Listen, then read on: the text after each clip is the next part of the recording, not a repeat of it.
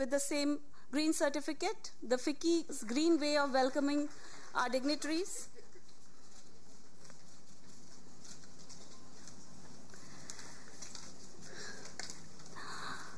Thank you everyone for being here for this very important event, which is titled as New Age Skills for Today and Tomorrow.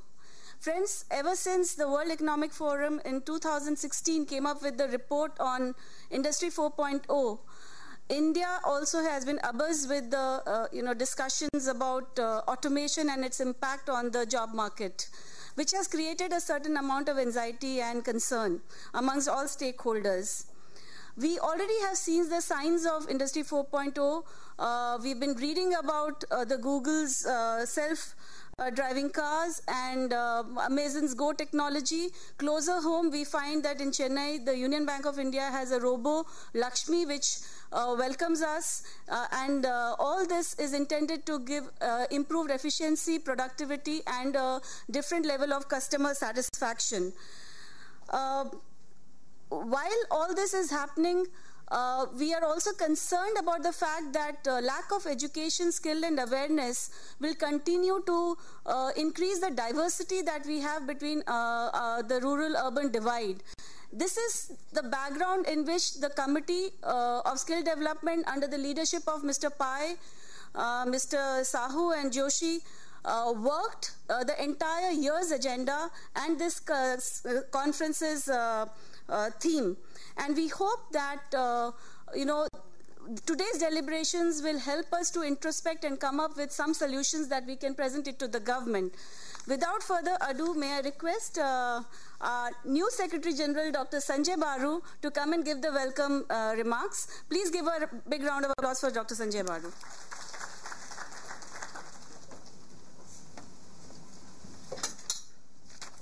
Thank you, Shobha. Mr. Minister, distinguished speakers on the dais, ladies and gentlemen. Sorry, we are starting a few minutes late, but we will end on time because I promised the Minister, who has another meeting at 11, that he would like to leave at 11.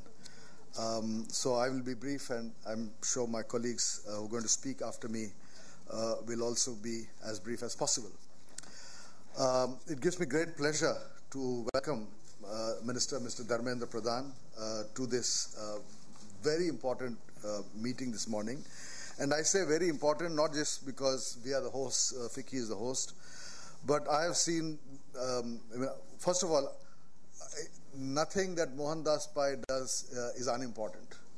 So the very fact that he is the leader of this initiative means that this is a very important initiative. I've had the highest regard for Mohan over the years, and delighted that he is at the head of this very important initiative. Secondly, this initiative has produced ideas, it has produced intellectual property. And FICCI as an organization has always been at the forefront of intellectual leadership on policy, and it's a position that we certainly will grab, occupy, retain in the years to come, because our approach to influencing policy is not to lobby, not to go and beg, not to go and make submissions, but to in fact offer ideas. And the government, any government, central government, state government, governments are always looking for ideas, because those who work in it are caught up in day-to-day affairs. And therefore I, on behalf of all of you present here, on behalf of those who have helped us, assure Mr. Pradhan that in the area of skills, which is a major occupation or preoccupation of this government, of the country today, given the nature of the economy, the changing nature of economy, the demographic shift happening in India, the emergence of a new generation of young people looking for employment and other opportunities, we will seek to retain our leadership in this area. Shortly the Minister would be releasing a report which has been produced by my colleagues in FICCI with the focus on skill development for Industry 4. One of the unique things about India, as all of you know, is that India lives across centuries. We have people doing jobs which would have been done 1,000 years back. We have people doing jobs which would have been done 200 years back. We have people doing jobs which are being newly created. And we have people being trained for jobs that will come tomorrow. So this range of employment possibilities that we seek to address requires us to develop different kinds of skills. And in what we call Industry 4.0 is really the industry of tomorrow, highly technology intensive. And again, in this area, India has tremendous capabilities. And this report, which Mr. Minister will release, draws attention to a variety of ideas which are important. My colleagues have given me a statement on what the report says, but I'm not going to take your time. I'm not going to take the Minister's time. But I urge all of you to read the report. I think one thing you can do to find this day's deliberations valuable for yourselves is to take a copy of the report and read it. So I will not try to summarize the report for you. I just want to once again welcome each one of our distinguished guests, particularly Shri Pradhanji. Thank you.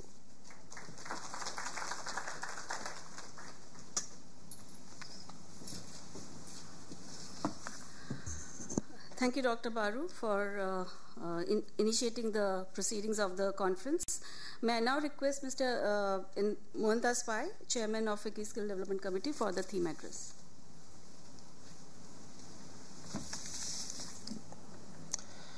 Honorable Minister, Dr. Baru, Secretary General FICCI, dignitaries, ladies and gentlemen, when we thought of the theme address for this summit, we debated widely and came up with the idea that we ought to have the theme as New Age Skills for Today and Tomorrow. And there's a reason behind this.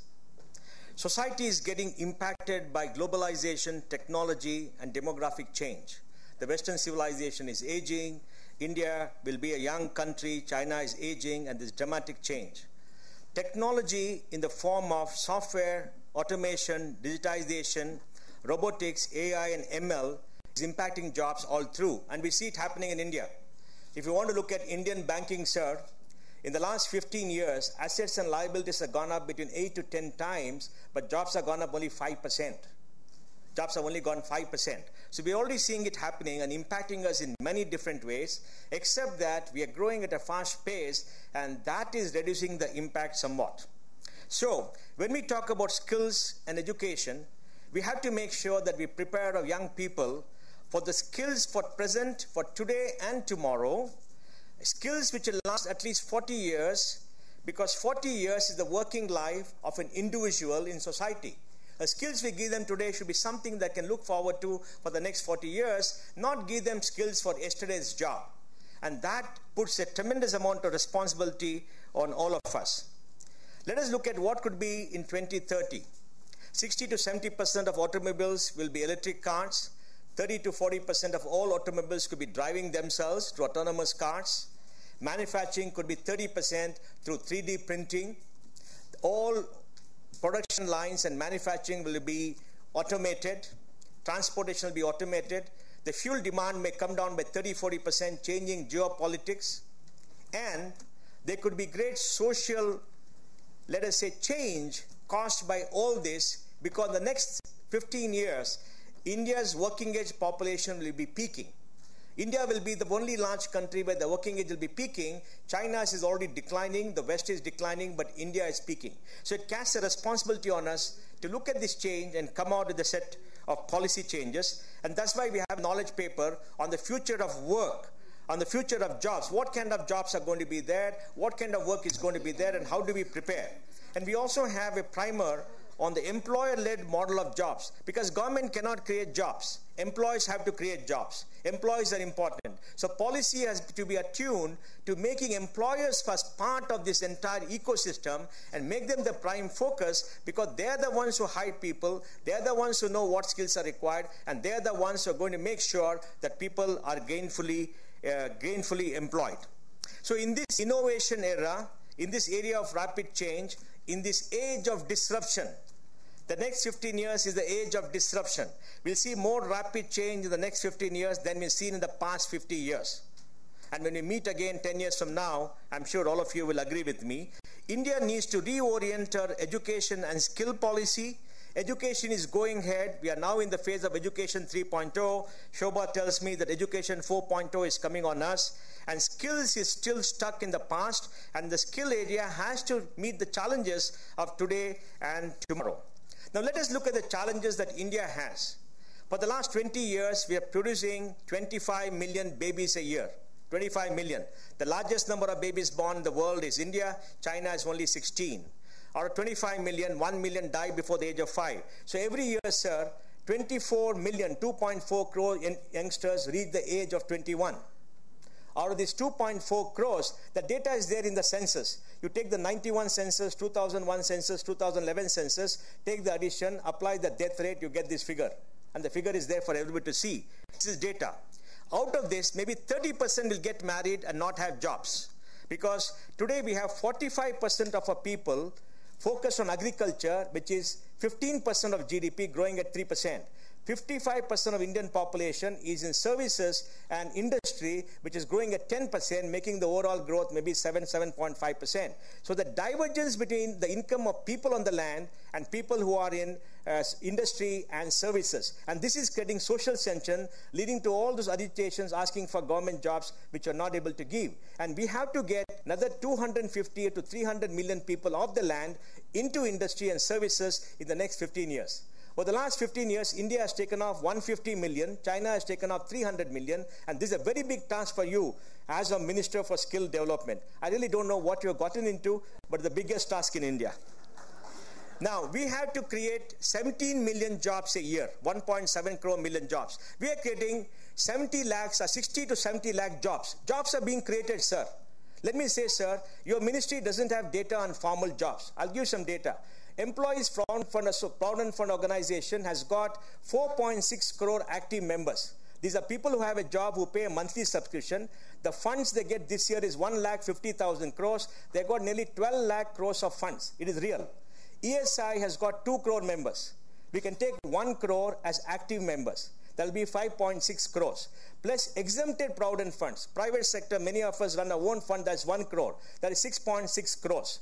The National Pension Scheme has 1.64 crore members, or 1 crore are individuals, not government. Government is 60 lakhs. They got 1.6 crores. That is 7.6 crores. Government has got 2.5 crore jobs all over. Central government has got about 49 lakhs. You've seen the data. So we got 10 crore, 100 million people on the payroll.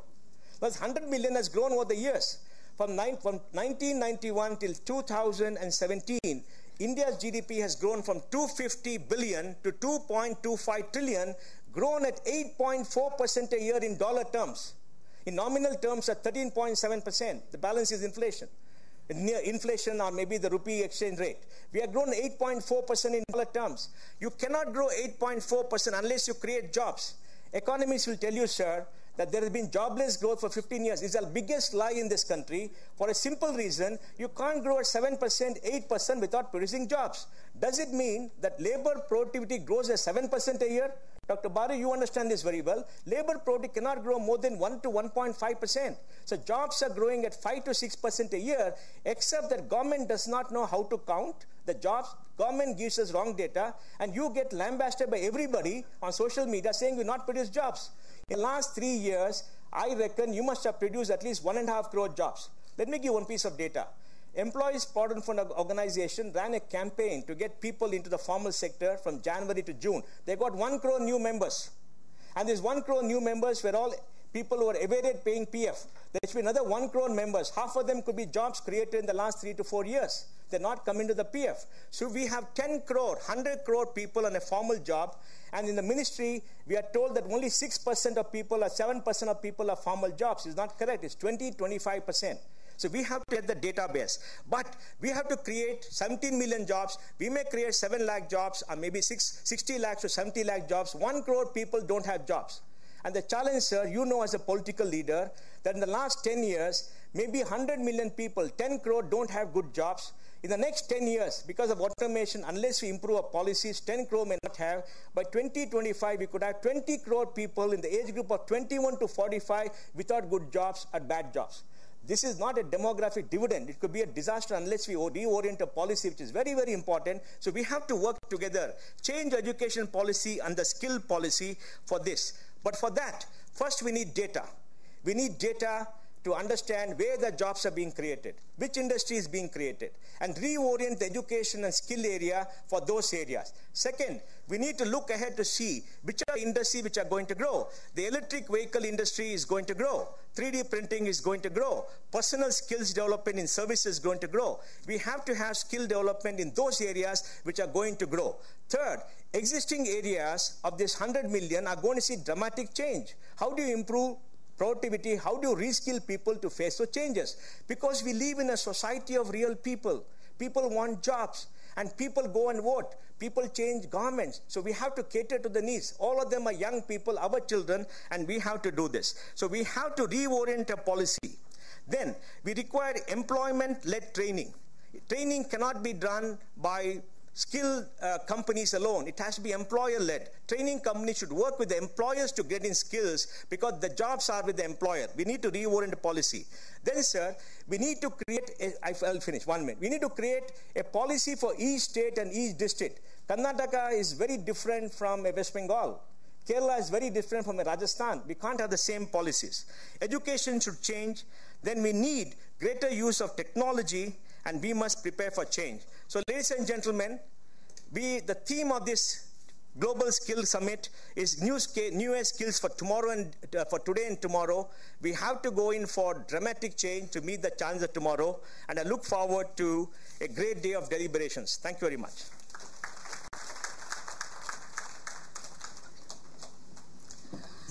Thank you, Mohan, for setting the agenda for the day.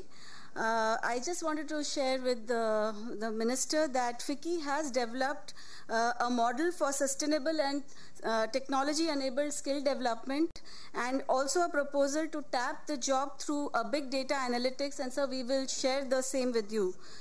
May I now request Mr. Vikramjit Sahni, Chairman, Sun Foundation and Board Member, NSDC, to share his views on industry participation in skill development.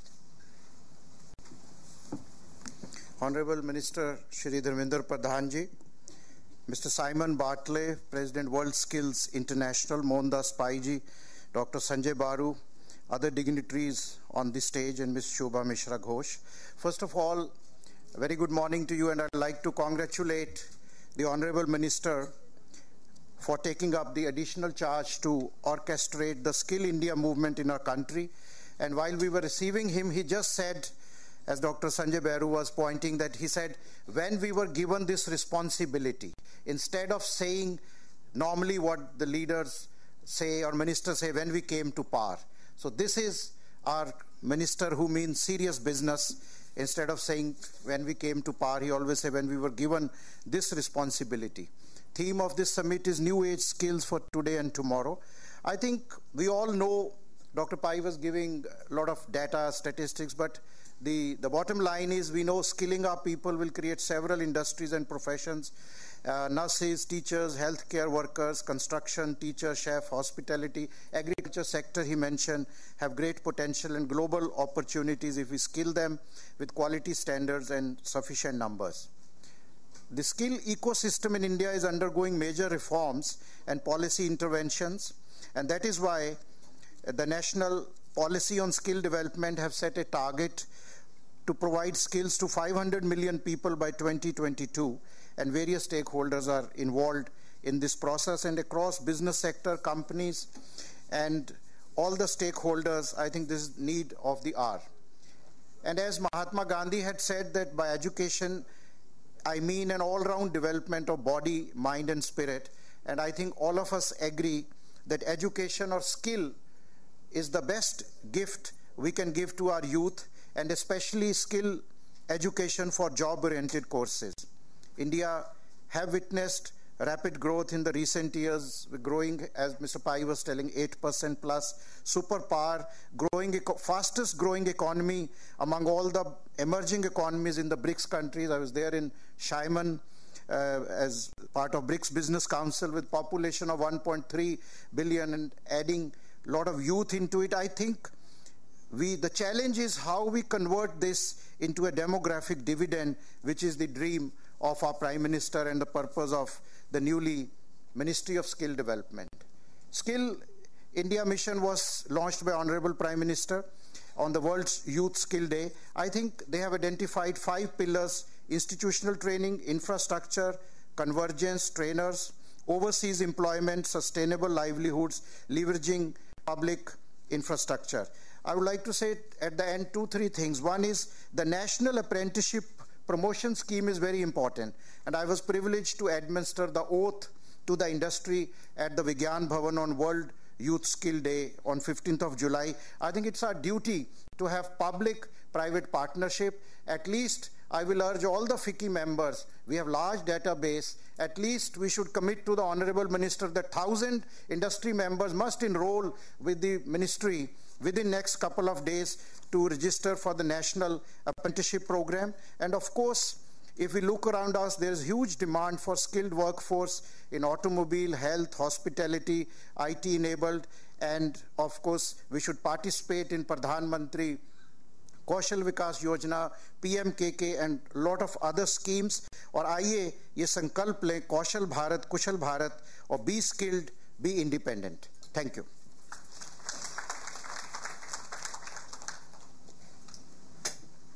Thank you, Mr. Sahni. I think the applause should be louder because he just pledged about apprenticeship industries taking over the apprenticeship on their own.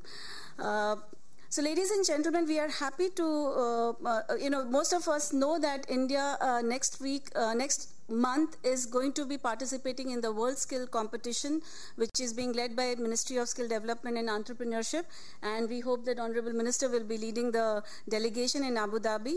FICCI is also one of the partners in the and is leading one trade, that is fashion technology, and we are our partners are Pearl Academy, NIFT, and ATDC. Dr. Koshi is here, where we are mentoring the candidate who is going to be representing India. We today are indeed extremely honored to have the President World Skill International, Mr. Simon Bartley, with us. He would be sharing a little later, the importance of participating in World Skill Competition and creating awareness in India, which is generally lacking. However, today, right now, I invite him to give the keynote address, and he will be sharing his thoughts on new age technology and the global experience.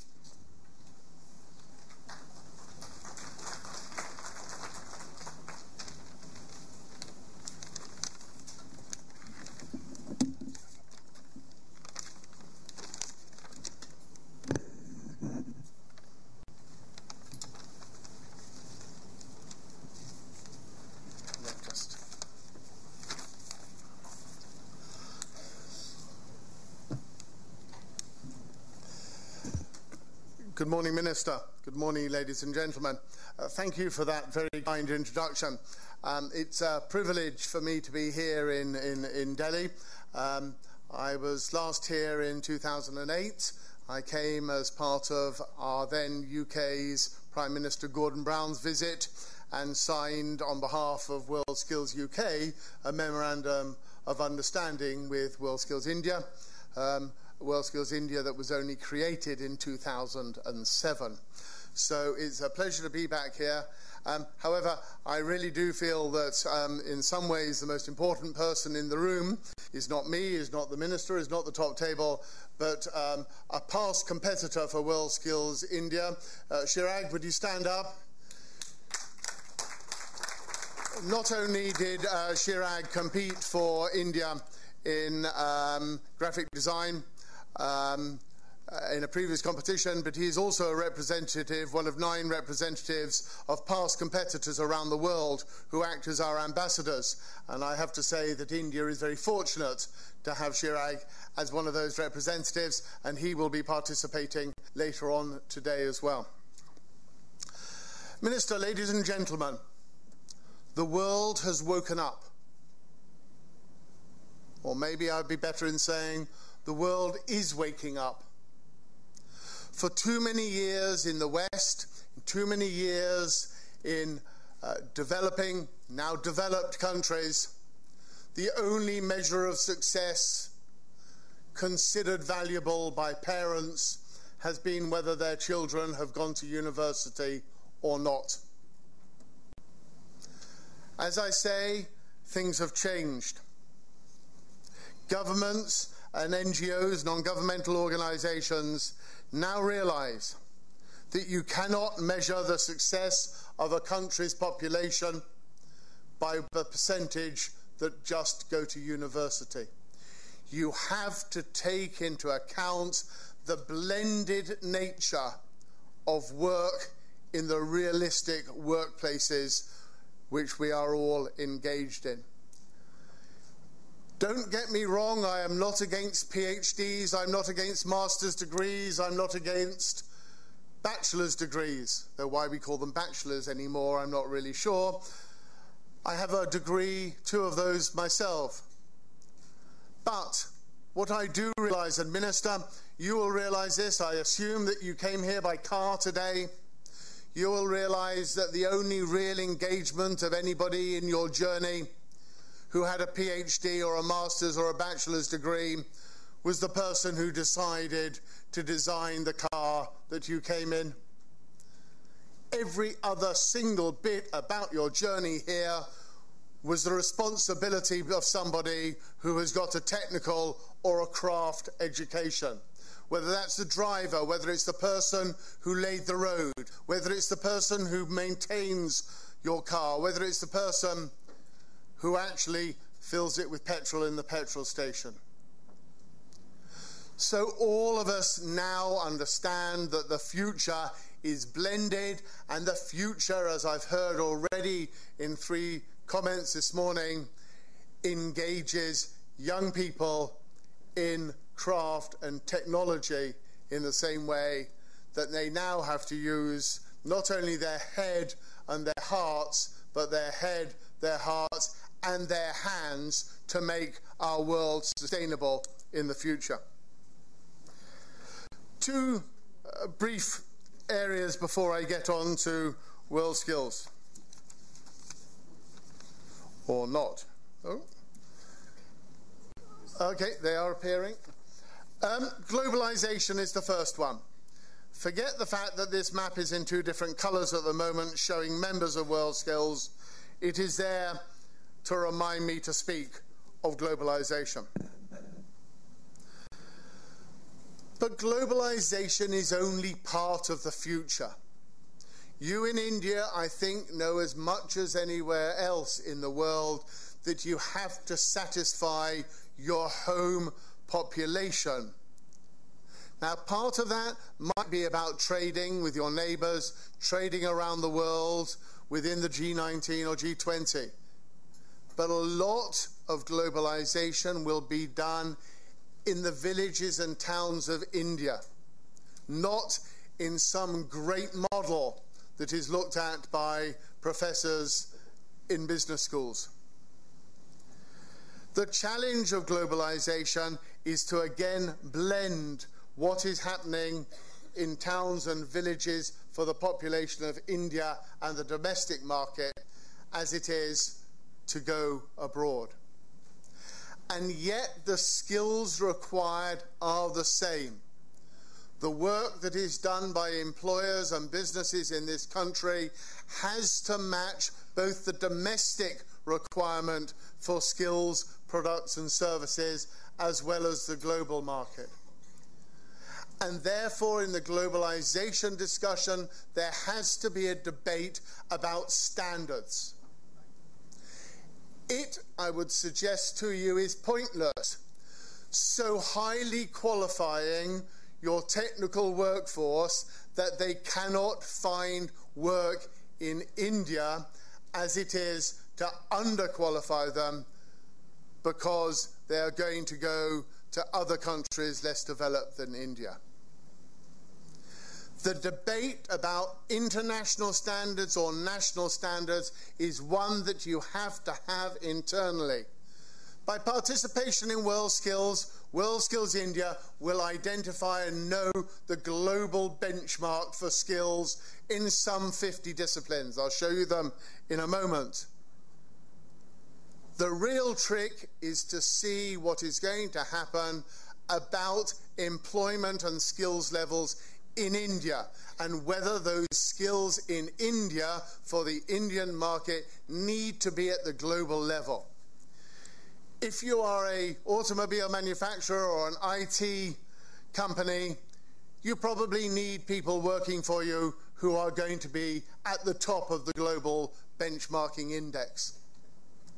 But I have to tell you, if you are having people repairing your roads, if you are having people preparing food in restaurants, in towns, or doing haircuts as SMEs, you have to determine whether the global standard is the right one.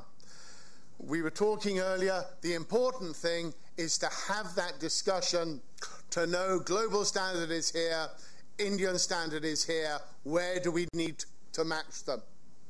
There is no embarrassment in an individual working and earning a good salary here in India if they are not welding to Lloyd's AAA standards, because if what they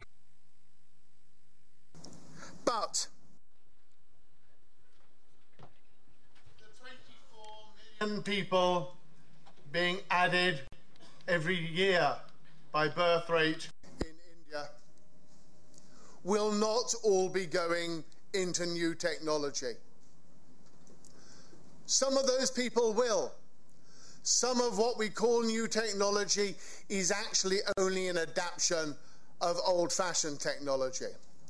The one that is mentioned most frequently as I travel around is the idea of either wind or solar power being new technology for which we need new skills.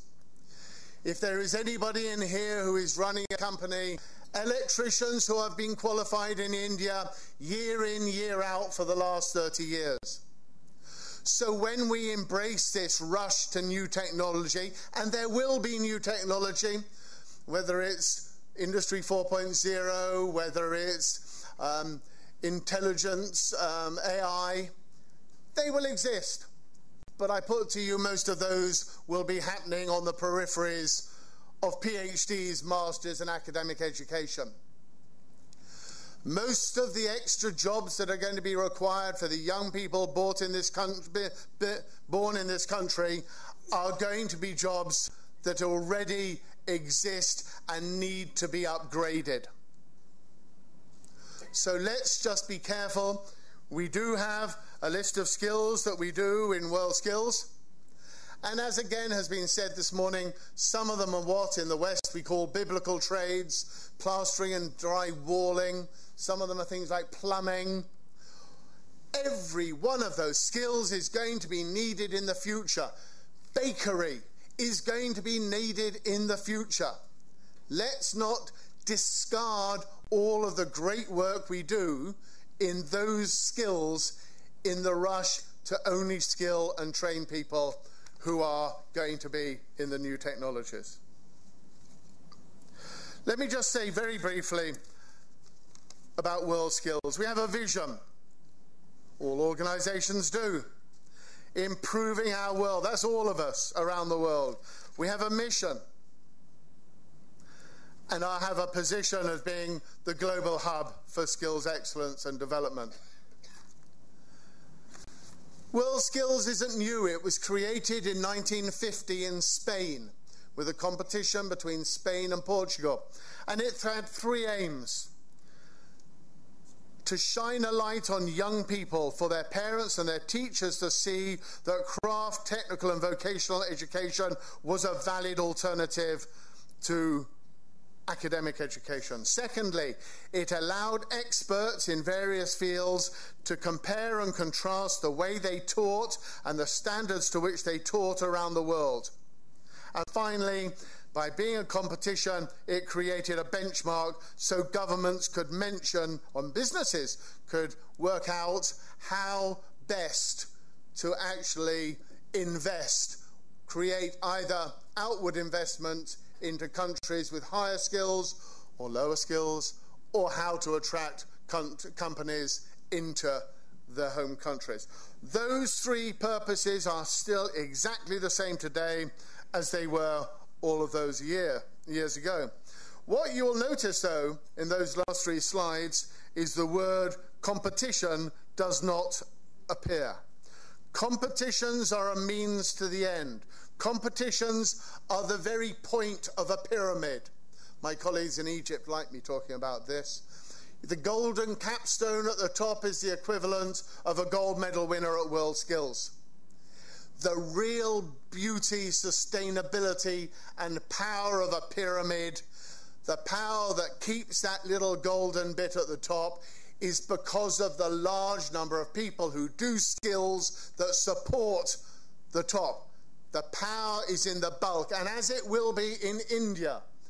India will develop enormously fast if it embraces the opportunity of skills competitions and the development of skills for all, not just the few who go to Abu Dhabi or go to Kazan or go to Shanghai or who are in Leipzig, Sao Paulo or London.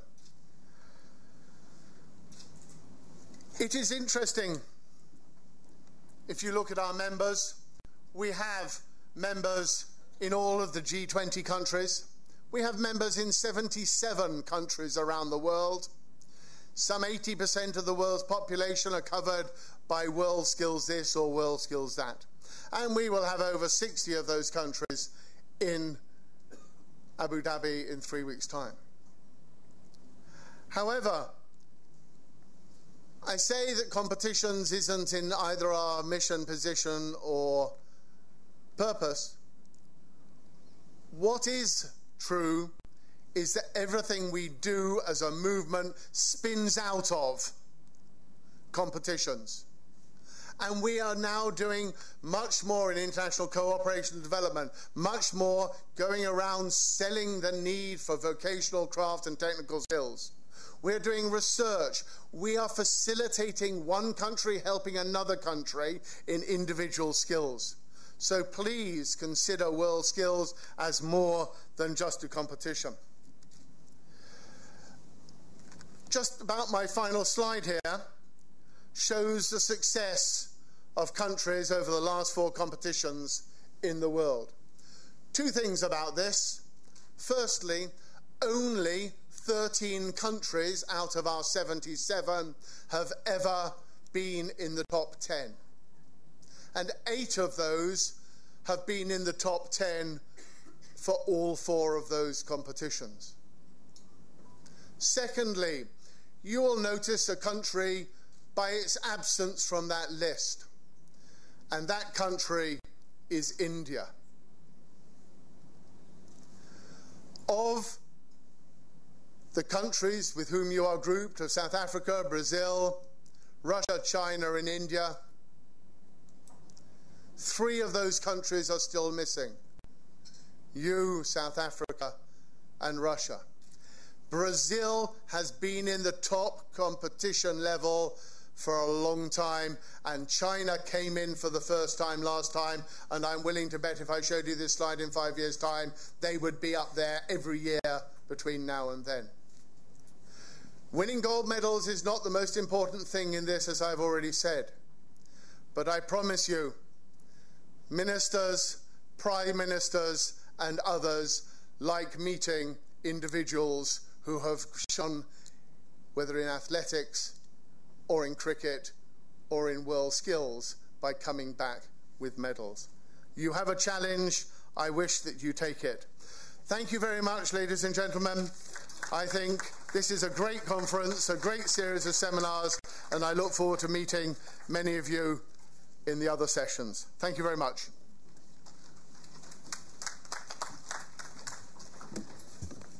Thank you, Simon, for sharing your views. Indeed, World Skill is the Olympics of skills, and I'm sure the able leadership of our new minister, India will also shine in this competition. I would like to thank particularly NSDC, Ranjan Chaudhary, for helping us get Mr. Simon Bartley to India. We also have Mr. Jayant Krishna. Please give a big round of applause. Thank you, Ranjan, for the same.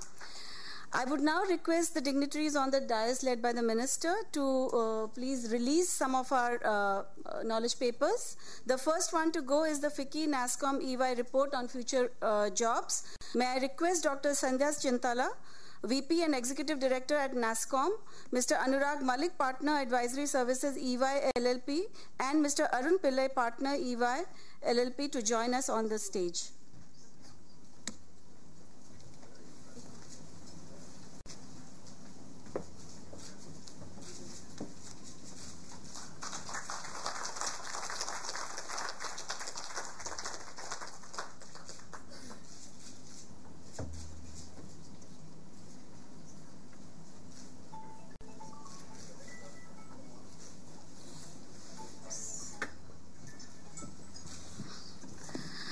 We move on to the release of the next paper, which is on employer-led models of job creation. May I request Ms. Veena Swaroop, former Director, HR/EIL, to come to the dais for the release of the study. The study catalyzes and recognizes people and organizations which have created massive employment opportunity and takes a deeper look at potential of the Indian market on creating employment opportunity. I must acknowledge the grit and perseverance of my colleague Shiv Shukla, who actually helped us complete this task in FICCI.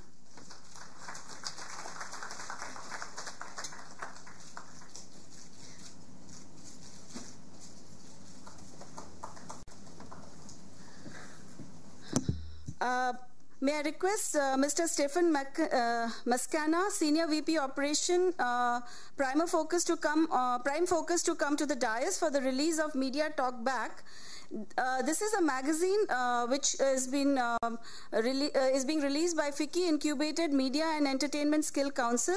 The magazine highlights the importance of modern gaming consoles, which also depicts the changing influence of innovation in online games and entertainment. Very apt for today's conference theme.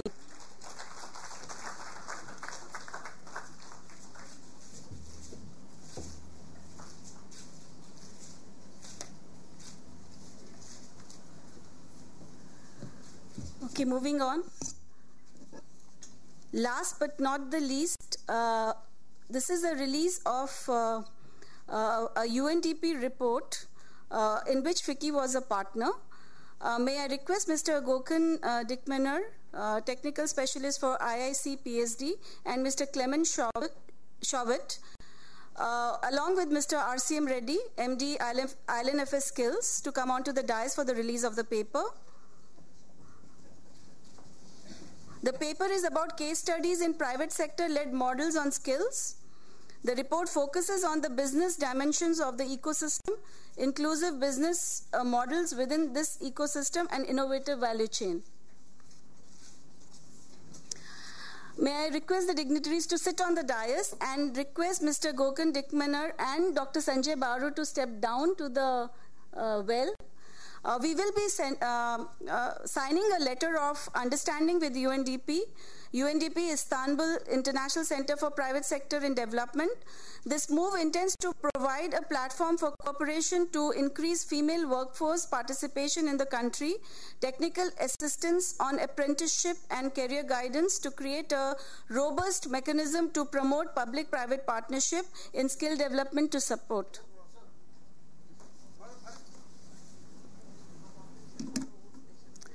FICCI intends to work with UNDP in actually promoting apprenticeship and particularly on female workforce participation in the industry.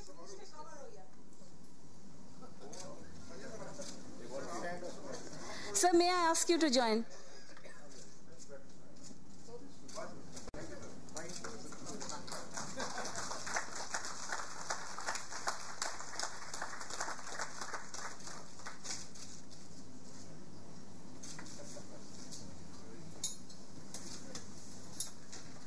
Thank you so much, Clement and Gökhan. Well, now we move on to the most awaited segment of the session. May I request Minister Pradhan to come and give the inaugural address. The applause should keep going on.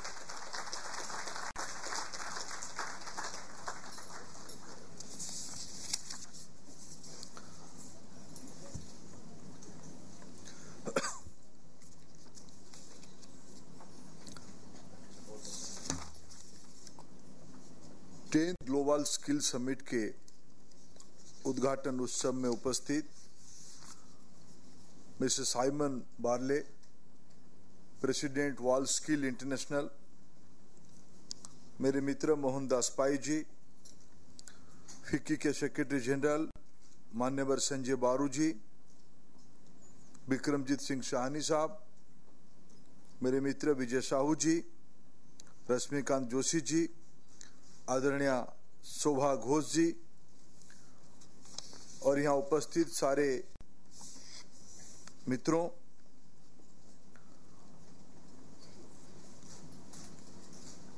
Mohandas पाई मेरे बहुत पुराने मित्र हैं और बहुत skilful आदमी हैं। मैं इसीलिए थोड़ा लाइटर मूड में इसको शुरू करना चाहता हूं। देखिए, इन्फोसिस में सब लोग बाहर जाके दोबारा आ गए। मोहनदास पाई ऐसे एक कैरेक्टर है, वो अभी उस चीज में कैसे बच के रहना, ही इज वेरी स्किलफुल।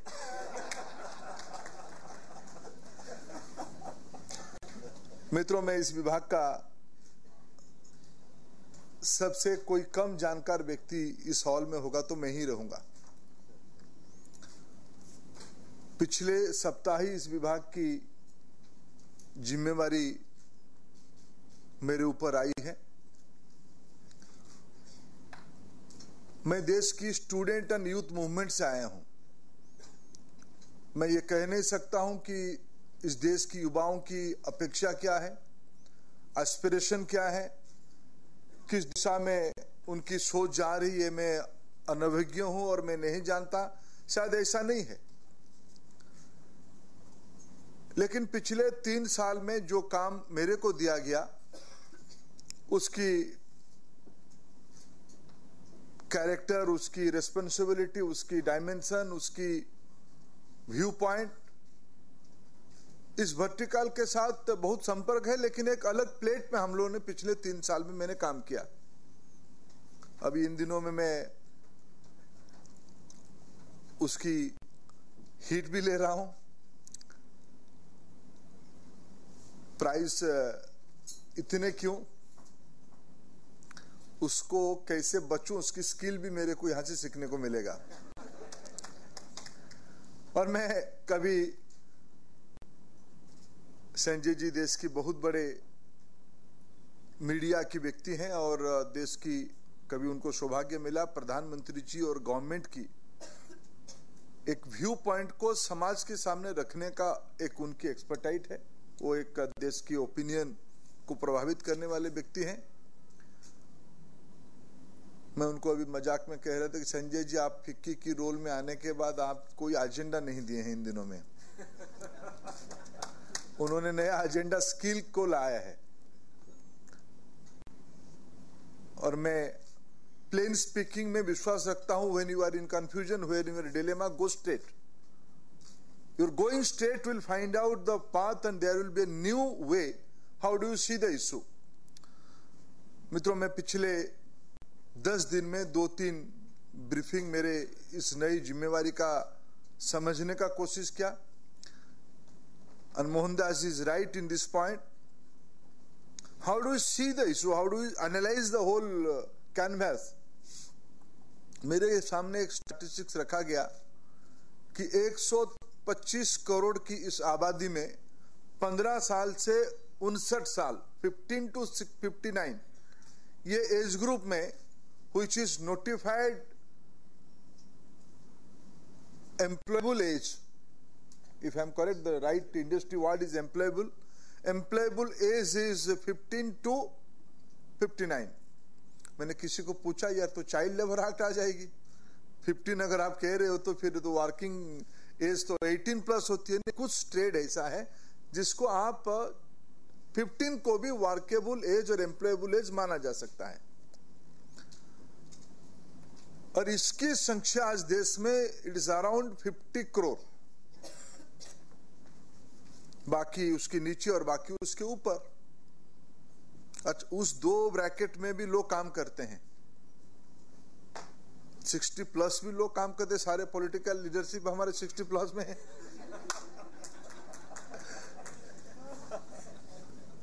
और हम लोगों की तो रिटायरमेंट एज होती नहीं है। और नीचे भी इस देश की रियलिटी को यू कैनॉट क्लोज आवर आई कि 15 साल के नीचे भी लोग, आज भारत में एक बड़ा तबका है जो उसकी जिंदगी को निभाने के लिए, उस परिवार को निभाने के लिए वो काम कर रहा है। It's a dark reality in our society. अगर उसको हम 15 से 59 को भी गिने, इट इज 50 करोड़। और एक स्टैटिस्टिक्स हमारे सामने आई कि दुनिया की जो एडवांस इकोनॉमी है, रोबोस्ट इकोनॉमी है, साउंड इकोनॉमी है, उनके वहां स्किल मैन पावर एवरेज 50 से 90% है।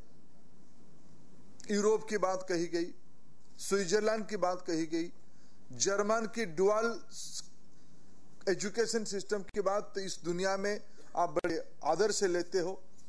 ये सारे में 50 से 90% स्किल मैन पावर है। और भारत में कितनी है? भारत में कल हम जोड़ तोड़ के हिसाब कर रहे थे, इट इज अराउंड 10%। एनएसएसओ की डाटा को अगर हम देखें तो व्हाइट कॉलर जॉब से लेके स्किल मैन पावर की जो स्टैटिस्टिक्स जानकारी सरकार की तथ्यों में, सरकार तो सही कहता होगा, इसकी तथ्यों में ये 10% तक पहुंच रही है। क्या उसकी अर्थ है 50 करोड़ वर्कफोर्स में एम्प्लॉयबल लोगों में सिर्फ 5 करोड़ लोग स्किल हैं? ये सबसे पहला चुनौती है। We have to put our record straight and on the table. शायद ऐसा नहीं है। अभी उसकी इस टॉपिक की new age skill today and tomorrow जैसे एक महत्वपूर्ण विषय की एजेंडा सेट करते हुए मित्र मोहनदास जी ने कुछ ही फैक्ट हमारे सामने रखा है। और फिक्की जैसे इंस्टीट्यूशन एक वर्ल्ड ग्लोबल स्किल समिट की इस प्लेटफॉर्म पे आज अनस्किल मैन, ये मेरा पहला अपेक्षा है कि भाई कम से कम हम सब मिलके हमें इस विषय पे कम से कम मेरे प्रधानमंत्री और जिनकी दशकों से, जिनको डिकार्ड्स लगा के पीढ़ी दर पीढ़ी जिन लोगों के हाथ में इस देश को, इस देश की अनेकों राज्यों को गवर्नेंस देने की जिम्मेवारी मिली है, उन्होंने 3 साल में देश विदेश में घूम के कह रहे कि मोदी आपने क्या किया। ये अलग बात है, समाज के संभ्रांत लोगों की ये लिबर्टी है, अधिकार है, ये बिना जिम्मेवारी की प्रश्न पूछ सकते हैं। उनको मुबारक जिनको ऐसे प्रश्न पूछना है। लेकिन देश की शायद एक जिम्मेवार नेतृत्व के नाते प्रधानमंत्री जी ने पिछले 3 साल में, और मैंने कहा कि ये जैसे मैं यूथ स्टूडेंट मूवमेंट से आया हूं इसलिए मेरे को मानने में कोई द्विधा नहीं है कि क्या पहली बार पिछले 3 साल में या 2007 के बाद चिदम्बरम साहब जब इसको बजट में उल्लेख किए तभी से भारत में स्किल की मूवमेंट चली? शायद ऐसा नहीं है। पूरा अगर साउथ ईस्ट एशिया को हम कभी जाते हैं, वहां की सिविलाइजेशन में, आर्किटेक्ट में, हैंडलूम में, लाइफस्टाइल में कितने इंडियन इम्प्रिंट मिलता है। इधर से इधर आया, उधर से इधर आया होगा, नहीं तो इक्कत कहां से आई? इक्कत डिबेट पे चलता है कि साउथ ईस्ट एशिया से भारत आया, भारत से साउथ ईस्ट एशिया गया, लेकिन दोनों जगह पे इक्कत टेक्सचर है। और कंबोडिया में दुनिया की सबसे ऊंची मंदिर है। उस समय पे किसी ने तो कोई आर्किटेक्ट प्लान तो उसको बनाया होगा। मैं उड़ीसा से आता हूं, कभी मैं इन दिनों में म्यांमार गया। म्यांमार में अभी अभी प्रधानमंत्री जी उस जगह को जाके आए, बगान। मैं उड़ीसा में जब कोणार्क को देखता था, मेरे मन में एक उड़िया के नाते अहंकार रहता था, शायद दक्षिण के 1-2 राज्यों को छोड़ के इस प्रकार की भव्य मंदिर जो इतने आर्किटेक्चर के साथ, इतने स्ट्रक्चरल इंजीनियरिंग के साथ, इतने केमिकल, अगर हजारों सालों से समुद्र के किनारे वो मंदिर है तो उसमें कुछ ना कुछ तो केमिकल ट्रीटमेंट हुई होगी। आज कोई शायद मुंबई यूनिवर्सिटी की केमिकल इंजीनियर उसको ट्रीट नहीं किया होगा, लेकिन 1000 साल पहले कुछ तो केमिकल कंपोनेंट उसमें से लेप दिया होगा। ऐसे एक अहंकार मेरे मन में कुड़िया के नाते था कि मेरे वहां ऐसे मंदिर बना है। जब मैं म्यांमार की बगान शहर में गया, मैं 25 कोणार्क जैसे मंदिर को देखा वहां। भले ही बाद में वहां के आर्किटेक्ट डिपार्टमेंट ने कहा कि सब ईस्टर्न पार्ट ऑफ इंडिया से कुछ लोग आके कुछ साल, कुछ 10 सेंचुरी ओल्ड पहले उसको बनाए थे. They belong to our part of area. तो स्किल ट्रेड में कभी तेल की कारोबार में अफ्रीका गया, मोजाम्बिक में मेरे को कुछ लोग मिले, मेरे मन में आया सहज की शायद कॉलोनी के कारण यहाँ इंडियन कम्युनिटी आई होगी. लेकिन हमें ध्यान में आया कि कॉलोनी की, ब्रिटिश कॉलोनी की 2-4 सेंचुरी पहले गुजरात के लोग अफ्रीका गए थे, यूरोप गए थे, वहां के लोग इधर आए थे. एक फॉर्मल स्ट्रक्चर कॉलोनी के साथ साथ बनी. मित्रों, इस देश में स्किल को लेके हम पहले से ही ग्लोबल कम्युनिटी के साथ जुड़े रहे. आज चुनौती यह है, एक रेस्पॉन्सिबल और सेंसिटिव गवर्नमेंट ग्रुप के नाते और स्टेक होल्डर के नाते, मैं आजकल ये शब्द को भी थोड़ा हम लोग, प्रधानमंत्री जी ने रीडिफाइन किया. जब तक 125 करोड़ देशवासी ये जिम्मेवारी को नहीं लेते हैं, इस देश को टर्न अराउंड करना संभव नहीं है. और हम रोज कर रहे हैं. हम एक रिकॉग्नाइज ऑफ प्रायर लर्निंग की बात हम कह रहे हैं. मेरे को तो पहले ये स्वीकार करना पड़ेगा, देश को बनाने में भी जो सबकी रिकॉग्नाइज ऑफ प्रायर लर्निंग की सर्टिफिकेट चाहिए. हम सबको एक मौका और सम्मान करना पड़ेगा जो आप लोग यहाँ काम कर रहे हो. हम गवर्नमेंट चला के ये गलतफहमी में कम से कम हम लोग तो नहीं है और मैं नहीं हूं कि सारे अच्छे काम हम ही करते हैं या सारे अच्छे काम गवर्नमेंट की प्लेटफॉर्म से होगा. ये गलतफहमी में हम लोग नहीं है और हम नहीं रहना चाहिए. मित्रों, आज मैं फिक्की की आभारी हूं. हमको एक पार्टिसिपेटरी मोड पे, सहभागी मोड पे ये जो चुनौती है, प्रधानमंत्री जी ने कहा है कि हमने पिछले इंडस्ट्रियल रिवॉल्यूशन को भारत की लोगों ने गवा दिया. हम कॉलोनी में रहने के कारण हम दूसरे की इकोनॉमी को बढ़ाने के लिए काम किए. हम इंडस्ट्री 4.0 की 40 को अस्वीकार नहीं कर सकते हैं. ऑटोमेशन को हम लोग अस्वीकार नहीं कर सकते. 10 साल पहले अगर प्रमोद महाजन जी की 15 साल पहले जेब में मोबाइल फोन रहता था तो संजय बारू जी की एडिटोरियल आता था, ये आदमी हाई फाई हो गया. संजय जी ने नहीं लिखा होगा, उन समय के मित्रों ने लिखा होगा. यह रियलिटी था. आज आपके घर में, आपके गांव के घर में जो काम करने वाले लोग हैं, उनके घर में 2 मोबाइल फोन है. ये टेक्नोलॉजी ट्रांसफॉर्मेशन को हम अस्वीकार नहीं कर सकते और इसको रियलिटी है, ये इसको स्वीकार करना पड़ेगा. आज एटीएम पे लोग जाते हैं, पैसा नहीं उठाते, उनको मालूम है कि उसको उठाने से पैसा कट जाएगा. वो देख के आते मेरे पैसा ठीक है कि नहीं है. आप मोहनदास जी को कभी सौभाग्य नहीं मिला होगा एटीएम से पैसा उठाने का. अभी आप में से कई लोग गए होंगे कि हम एटीएम के पास खड़े होंगे तो वहां जाकर देखिए कि कई सारे कामकाजी लोग. इसके अर्थ में 2 विषय इसीलिए एग्जांपल दिया कि हमें गलतफहमी नहीं होनी चाहिए कि टेक्नोलॉजी सिर्फ एक हाई एंड चीज है. भारत में आज 100 करोड़ से ज्यादा मोबाइल फोन है. इसके अर्थ है भारत की सामान्य व्यक्ति टेक्नोलॉजी को अडॉप्ट कर लिया है. भारत में इतने एटीएम है, इसके अर्थ है देश के सामान्य लोग टेक्नोसेवी हो चुके हैं. अपनी ट्रांजैक्शन वो रोज चेक करता है, विड्रॉ करता है एटीएम के माध्यम से. मित्रों, व्यवस्था चलाने वालों की जिम्मेवारी बनती है. हम इस जार्गन में जाए ना जाए, ये डेमोग्राफिक डिविडेंड है या नहीं है, लेकिन ये बात स्वीकार्य है पक्का कि 5 करोड़ लोग स्किल नहीं है, 5% लोग स्किल नहीं है, उससे कहीं ज्यादा है. हमारे सारा विषय को एक मिलके, मैं इस गवर्नमेंट की, मैं पिछले 10 दिन से मेरे खुद की रोल के बारे में रीडिफाइन कर रहा था कि what should be my role. हमें लगता है कि हमें एक इकोसिस्टम की मैकेनिज्म ऐसी खड़ी करनी पड़ेगी जिसमें 125 करोड़ देशवासियों को लगेगा कि मैं जो काम कर रहा हूं इसमें से देश की रोजगार बढ़ाने में, मेरे स्किल को ठीक करने में, मेरे स्किल को प्रायर लर्निंग की प्लेटफॉर्म पे ले आने में, मैं और 2 लोगों को सिखाने के बाद और 2 लोगों को स्किल और बनाने में मेरे भी एक छोटी सी भूमिका है.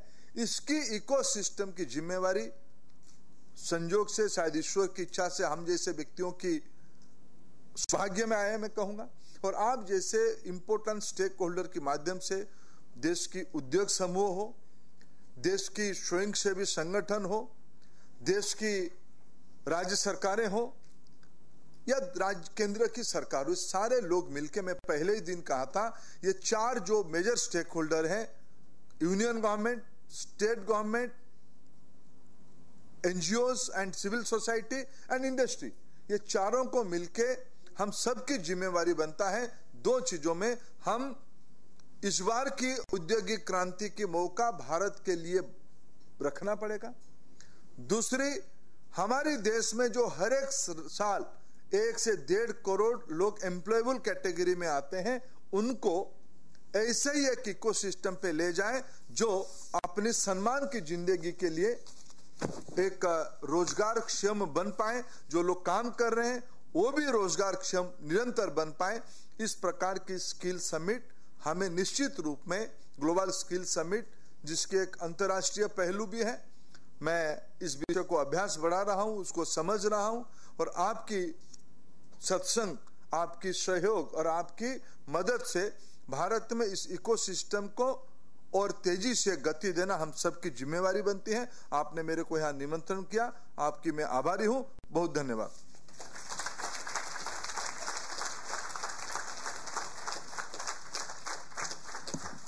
Thank you, sir, for your visionary and encouraging address.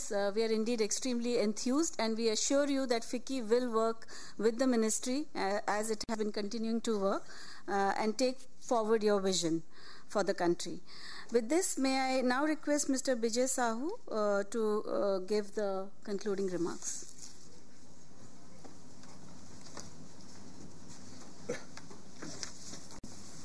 Good morning. Thank you, Honorable Minister Dharmendra Pradhan ji, our Director General Sanjay Baru ji, Dr. Sanjay Baru ji, Simon Bartley, Mr. Sahni, Mohan, Rashmikant, and Shobha. Thank you, the participants. Thanks to all of you, the sponsors, and everybody who has made this program a success. I must thank very profoundly to the Honorable Minister. Despite his busy schedule, he could come here and inspire us. I had an opportunity to know the Minister for very, very long years now. We were in the same university. I saw him, whatever he did, even as a student leader, he was very simple, very strong in his commitment, and very substantive in his action. So as we watch him today, with his additional responsibility of skills, our hope, aspiration has gone up. FICCI, under the leadership of different Secretary Generals and Chairmen of different committees, and most particularly Shobha here in this, has always kept a research orientation. If you see our reports, these are all very data intensive, but very outcome oriented. So what we are trying to do, whatever emerging disruptive technologies that's creating a wave in the world, we are identifying them and how it will impact which industry, which process of the industry, and what skills are required, what technologies to be adapted. We are trying in a regular manner reflect that in our research, in our reports, and creating that kind of a team which will actually communicate, adapt, and use that in their respective companies.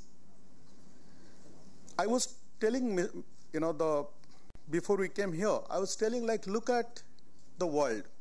Today in the world, if you look at the top 5 most valuable companies, they have $3 trillion market cap. Who are they? I call them pharma. So Facebook, Apple, Microsoft, Amazon, those 5-6 companies, they have like $3 trillion market cap.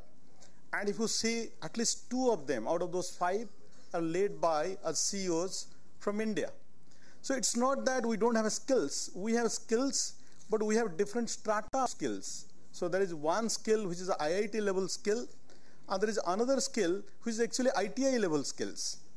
So in IIT level skills, in terms of science, mathematics, engineering, imagination, our people are just excellent, best in the world. At a ITI level skills, in doing, like the minister said, if we have not been doing for last so many thousands of years, how those things are standing? whether in India or outside India, wherever the skilled people have gone. Today also, we get the highest remittance in this country. It was earlier much higher, $70-odd billion. Now it is $65-67 billion. We get the remittance money. That comes from where? That comes from the skilled people working outside India. And Mohan talked about the accuracy of the data. So in that accuracy of data, he gave some anecdotal examples of how actually we looked at different systems. But data is key to decision making. If we have wrong data, we are taking wrong decisions. So I must re-emphasize that the government, FICCI, and others, those who are interested to work in this, we should find a structure, a pattern, how in the Western world, in US, etc., the data is being collected, assimilated, used for public policy making. So last but not the least, all people present here, Shobha and her team, Shib, others, those who made this program a success. I must once again thanks to all of you. Thanks again to the Honorable Minister for being here, and thanks to all the people who made it a success. Thank you.